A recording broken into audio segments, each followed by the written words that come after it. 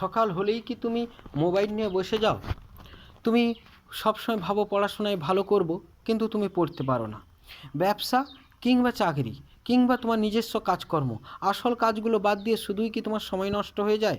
তাহলে তোমাকে শিখতে হবে কেমন করে টাইম ম্যানেজমেন্ট করতে হয়।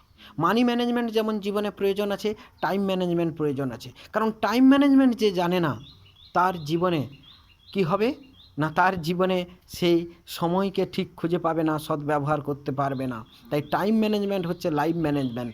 যারা টাইম ম্যানেজমেন্ট করতে জানে, সে তার জীবনকেও ম্যানেজমেন্ট করতে জানে। হ্যাঁ, ভয় পাবে না, তার জন্য তোমাকে এমবিএ স্টুডেন্ট হতে হবে না, বিবিএ স্টুডেন্ট হতে হবে না। তুমি আসো আমার ক্লাসে এবং ব্যক্তিগত গাইডেন্স নাও, যোগাযোগ করো, তোমাকে আমি শিখিয়ে দেবো কেমন করে টাইম ম্যানেজমেন্ট করতে হয়। আর এই টাইম ম্যানেজমেন্টের মাধ্যমে তুমি তোমার জীবনকে সুন্দরভাবে গঠন করতে পারবে, জীবনে পেশায় তুমি সফল হবে এবং তুমি ভালো ব্যক্তিত্বের অধিকারী হয়ে উঠবে।